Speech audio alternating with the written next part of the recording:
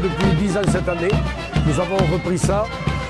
Parce que bon, c'est vrai que c'était une tradition du pays avant, pas dans le même style bien sûr, parce que moi j'ai voulu en faire une transhumance, disons beaucoup plus festive, disons, pour attirer le plus de monde dans le coin, pour qu'on vienne découvrir nos vallées, nos montagnes.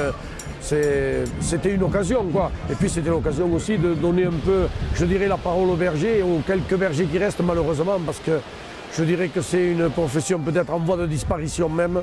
Et ceux qui nous restent, il faut, comme les espèces, comme on dit, il faut les protéger. C'est une espèce à protéger, voilà.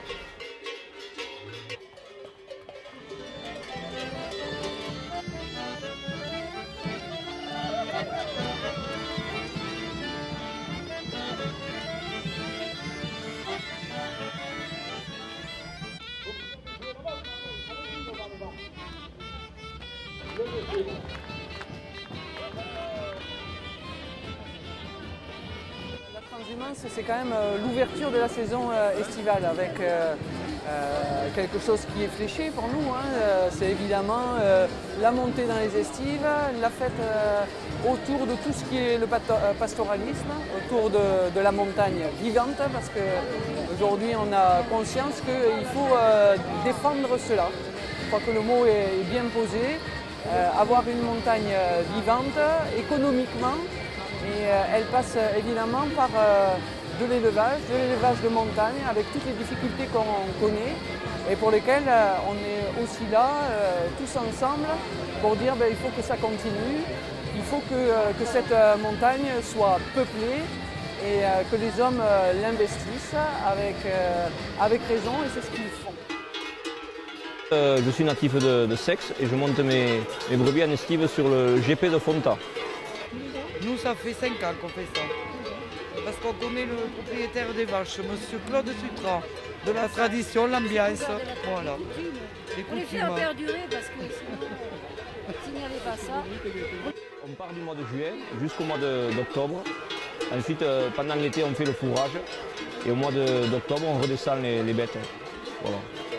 On n'a qu'un seul petit souci actuellement, ça fait quelques années que ça dure, mais maintenant ça commence à prendre un peu trop d'ampleur, c'est l'ours. Les difficultés, on les connaît, les prédateurs divers et variés, qui ne simplifient pas le travail. Aujourd'hui, il y a un groupement qui se fera accompagner pendant les années qui vont venir.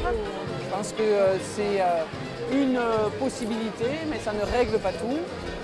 Avec des prédations qui, des fois, on a connu l'ours et aujourd'hui, on risque de connaître le loup, ce qui risque d'être bien plus compliqué encore. L'avenir, je voudrais être optimiste, même je suis optimiste, mais il faut se résoudre à la réalité. C'est que c'est un métier d'abord très dur, il ne faut pas croire, un métier de berger, c'est pas n'importe quoi. Il y en a qui se disent, oui, berger, ils se croient qu'ils sont en colonie de vacances, comme on dit, mais pas du tout. Il faut avoir l'amour des bêtes, l'amour du travail, de ne pas regarder les heures. Vivre en montagne, c'est pas évident non plus, parce qu'aller se balader une journée, c'est bien, mais y rester pendant 3 mois, c'est des fois un peu long. Pour la transhumance, j'aime bien les clochettes. De toute ma vie, ça a été 50 ans que je fais cette tradition. Et après vous? Et bien après moi, j'espère qu'on continue là, mais je ne sais pas, c'est pas trop bien engagé, on va dire oui, après bon, on ne sait jamais.